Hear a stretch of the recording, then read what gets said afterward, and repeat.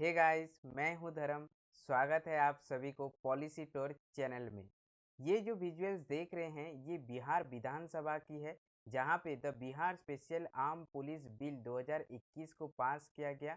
जैसे कि आप स्क्रीन पे देख पा रहे होंगे, ये नेशनल हेराल्ड का आर्टिकल है जिसमें लिखा है Bihar police bill evoke strong protest unprecedented chaos in assembly. So इसी बिल के पास होने के दौरान बिहार के ओपोजिशंस एमएलएस के ऊपर पुलिस द्वारा मारा गया, घसीटा गया। इवन महिला विधायकों को भी नहीं बख्शा गया, उनको भी मारा गया, घसीट के बाहर निकाला गया। साथ ही अभद्र भाषा का भी प्रयोग किया गया है।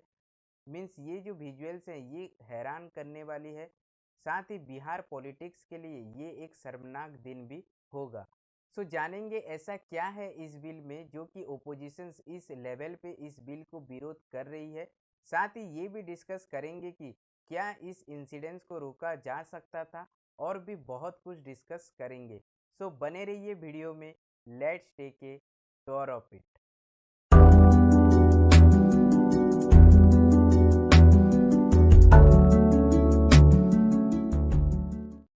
The Bihar special armed police bill 2021 को बिहार की विधानसभा में बजट सेशन के दौरान ओपोजिशंस के एब्सेंस में 23 मार्च को पास किया जाता है। इसी बिल को बिहार लेजिस्लेटिव काउंसिल में ओपोजिशंस ने इसके प्रोसीडिंग्स के बॉयकॉट करने के बावजूद इसको 24 मार्च को पास किया जाता है। सो बिहार में बेसिकली लेजिस्लेटिव असेंबली के साथ लेजिस्लेटिव काउंसिल भी मौजूद है। सो आप बताइए कमेंट सेक्शन में कि भारत में कुल कितने राज्यों में बाई कैमरल लेजिस्लेचर फॉलो किए जाते हैं। सो बेसिकली ये जो स्पेशल आर्म्ड पुलिस होते हैं ये नॉर्मल पुलिस से थोड़ा डिफरेंट होते हैं। इनका जो ट्रेनिंग होता है ये आम पुलिस से थोड़ा ज़्यादा होता है, और ये सभी स्टेट में मौजूद हैं। जैसे कि आप देख सकते हैं हरियाणा में इसको हरियाणा आर्म्ड पुलिस बोला जाता है, झारखंड में इसे झारखंड आर्म्ड पुलिस बोलते हैं, Karnataka state reserve police, Kerala armed police, Madhya Pradesh special armed police, Mizoram armed police, Orissa में भी मौजूद है जहाँ पे उड़ीसा स्पेशल आर्म्ड पुलिस बोला जाता है, पंजाब आर्म्ड पुलिस है, और ऐसे ही बिहार मिलिट्री पुलिस। मीन्स इसके नाम में तो चेंजेस हुए हैं, साथ ही इनको कुछ एक्स्ट्रा पावर्स भी दिए गए हैं जो कि हम आगे इसको डिस्कस करेंगे। सबसे पहले देखते हैं क्यों इस बिल को लाया गया है। बिहार सरकार का कहना है कि लास्ट कुछ सालों में सामाजिक आर्थिक यानी सोशियो इकोनॉमिक कैरेक्टर में रैपिड डेवलपमेंट देखने को मिला है, जिसकी वजह से मल्टी डोमेन एक्सपर्टीज के साथ एक आर्म्ड पुलिस फोर्स का भी आवश्यकता है। साथ ही सरकार का ये भी कहना है कि पिछले एक दशक से बिहार सेंट्रल गवर्नमेंट के ऊपर डिपेंड था। ये एक स्वयं के ऑर्गेनाइज्ड आर्म पुलिस फोर्स होने से सरकार का खर्चा भी बचेगा, साथ ही लोकल्स के लिए एक जॉब अपॉर्चुनिटी भी मिलेगा। साथ ही सरकार का ये भी कहना है कि जो इंडस्ट्रियल सिक्योरिटीज होते हैं, साथ ही वाइटल इंस्टॉलेशंस की सिक्योरिटी, एयरपोर्ट की सिक्योरिटी, हालांकि एयरपोर्ट में सीआईएसएफ तैनात होते हैं, और जो मेट्रो रेल है उसके सिक्योरिटीज़ के लिए ये फोर्स काफ़ी मददगार होगा। हालांकि बिहार में अभी तक मेट्रो रेल नहीं आया है। पटना में जो बन रहा है ये लगभग 2023-24 तक ही रेडी हो सकता है। साथ ही सरकार ने ये भी तर्क दिया है कि बिहार नेपाल के साथ एक बहुत बड़ा इंटरनेशनल बाउंड्री शेयर करता है, तो यहाँ के सिक्योरिटीज़ के लिए ये फोर्स काफ़ी मददगार साबित होगा। हालांकि इस बॉर्डर में एसएसबी जवान हमेशा तैनात रहते हैं, सशस्त्र सीमा बल। स्टिल सरकार का ये भी एक तर्क है। जो सबसे महत्वपूर्ण तर्क ये दिया गया है कि बिहार झारखंड के साथ एक लंबा बाउंड्री शेयर करता है, और इसी बाउंड्री के आसपास काफ़ी माओइस्ट एक्टिविटीज़ होते रहते हैं। इसी सभी को निपटने के लिए ये बल काफ़ी मददगार साबित होगा। आइए देखते हैं क्या है ये Bihar special armed police bill. ये जो बिल है इसको बेसिकली रीनेम किया गया है बिहार मिलिट्री पुलिस के साथ। साथ ही इसको सेंट्रल इंडस्ट्रियलिस्ट सिक्योरिटी फोर्स यानी सीआईएसएफ के लेवल के पावर्स भी ग्रांट किए गए हैं। यहाँ तक के तो ये बिल सही है, बट जो मेन कंट्रोवर्सी शुरू होता है वो यहाँ से शुरू होता है। सो बेसिकली इस बिल के through special armed police officers को ये पावर दिया गया है कि वो बिना किसी वारंट के किसी को भी अरेस्ट कर सकते हैं सस्पिशियन के बेसिस पे, यानी किसी के ऊपर अगर संदेह होता है तो बिना किसी वारंट के वो किसी को भी गिरफ्तार कर सकते हैं। और ये जो वारंट होता है ये नॉर्मली मजिस्ट्रेट इशू करता है और ये 6 प्रकार के होते हैं। इसी के साथ साथ जितने भी नोटिफाइड रैंक के ऑफिसर्स हैं या फिर उनके एबव वाले जितने भी ऑफिसर्स हैं, बिना किसी वारंट के किसी भी सस्पेक्ट के प्रेमिसेस को सर्च कर सकते हैं। यानी अगर आप बिहार में रहते हैं तो कोई भी ऑफिसर्स को लगता है कि आपके घर में अगर कोई भी आपराधिक गतिविधियां चल रहा है तो बिना किसी वारंट पे वो आपके घर में आके सर्च कर सकते हैं। इसी के साथ इस स्पेशल आर्म्ड पुलिस ऑफिसर्स को एक इम्यूनिटी भी मिलता है जिसके तहत उनके खिलाफ किसी भी कंप्लेंट में कोर्ट उनके कॉग्निजेंस नहीं ले सकता है, यानी उनको संज्ञान में नहीं ले सकता है एक्सेप्ट गवर्नमेंट खुद ही उसी ऑफिसर के खिलाफ सेक्शन लगाई हो।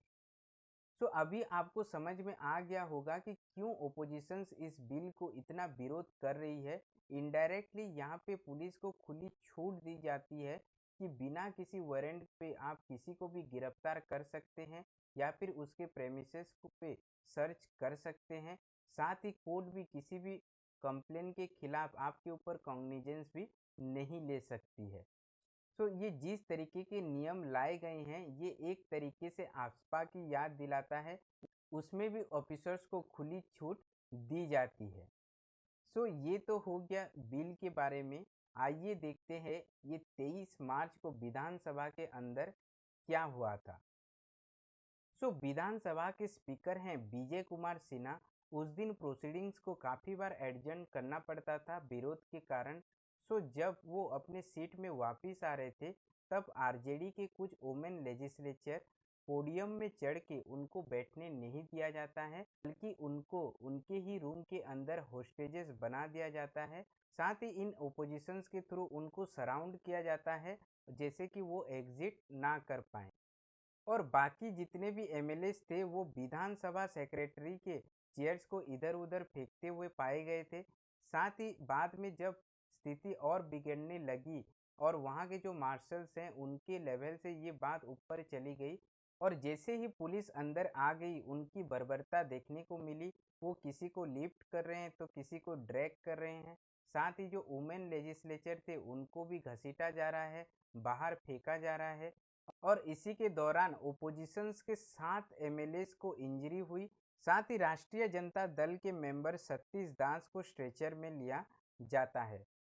तो यहाँ पे आपको समझना होगा कि जो ओपोजिशंस के एमएलए थे वो स्पीकर के हाथों से जिस तरीके से बिल को फाड़ दिए और उनको उन्हीं के ही रूम में होस्टेजेस बना दिए, ये भी बात सही नहीं है।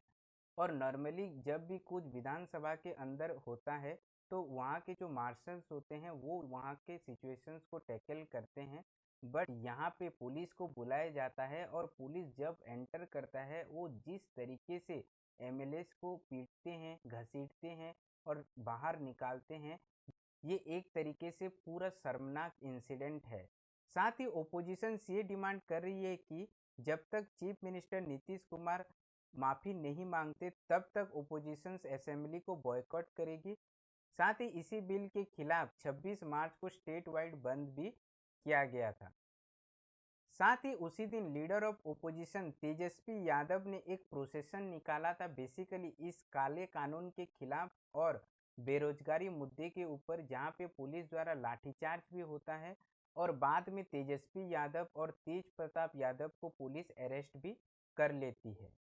और उसी अरेस्ट के आड़ में गवर्नमेंट ने ये बिल को पास कर दिया। सो इसी बीच राहुल गांधी का भी ट्वीट आया है जिसमें वो लिखते हैं, लोकतंत्र का चीरहरण करने वालों को सरकार कहलाने का कोई अधिकार नहीं है। विपक्ष फिर भी जनहित में आवाज उठाता रहेगा, हम नहीं डरते। सो इसी बीच आज का क्वेश्चन ऑफ द डे है, which of the following state assembly passes resolutions for caste based census in 2021? Bihar, west Bengal, Orissa या फिर झारखंड? सभी अपने आंसर को कमेंट सेक्शन में कमेंट करके जरूर बताइएगा। आइए देखते हैं आखिरकार ओपोजिशंस इस बिल को क्या कहती है। ओपोजिशंस का कहना ये है कि वंस ये बिल अगर एनेक्ट हो गई तो ये Bihar special armed police officers को इतना पावर दे देगी कि आने वाले समय में बिहार एक पुलिस राज में कन्वर्ट हो जाएगा। और ये बात बहुत हद तक सही भी है, क्योंकि आप देख सकते हैं बिना वारंट के किसी को भी अरेस्ट कर पाना, बिना किसी वारंट पे ओनली सस्पिशन के बेसिस पे किसी के प्रेमिसेस पे भी सर्च करना, मीन्स ये एक तरीके से पुलिस राज ही है। हालांकि आने वाले समय में इस बिल को या तो बिहार हाई कोर्ट या फिर सुप्रीम कोर्ट में चैलेंज किया जाएगा, जिसके तहत इस बिल को रद्द कर दिया जाएगा, क्योंकि ये बिल बहुत सारे आर्टिकल्स को वायोलेट करते हैं। साथ ही जो मेन सवाल था कि ये जो इंसिडेंट विधानसभा में देखने को मिला था, क्या इस इंसिडेंट को रोका जा सकता था? इस इंसिडेंट को रोका जा सकता था, क्योंकि हाल ही में अगर ओडिशा असेंबली की बात करें तो ओडिशा लेजिस्लेटिव असेंबली में इस तरीके का कुछ हालत देखने को मिला था, जहां पे ओपोजिशन प्रोसीडिंग्स को चलने ही नहीं दे रहे थे।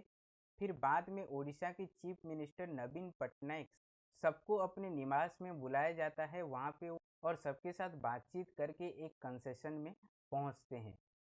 अगर इस बिल को चाहते तो बिहार के चीफ मिनिस्टर नीतीश कुमार भी कुछ इस तरीके से सभी ओपोजिशंस के एमएलए के कंसेशन लेके इस बिल को पास कर सकते थे, या फिर इसे कोई भी स्पेशल कमेटी को रेफर कर देते, फिर बाद में कमेटी के रिपोर्ट के अनुसार इस बिल को पास कर सकते थे। लेकिन जिस तरीके से ये बिल को पास किया जाता है ये काफ़ी शर्मनाक है। क्या है आपका राय? आप कमेंट करके ज़रूर बताइए। This is the complete analysis of this Bihar special armed police bill 2021। अगर आपका कोई डाउट हो तो नीचे कमेंट करके ज़रूर बताइएगा।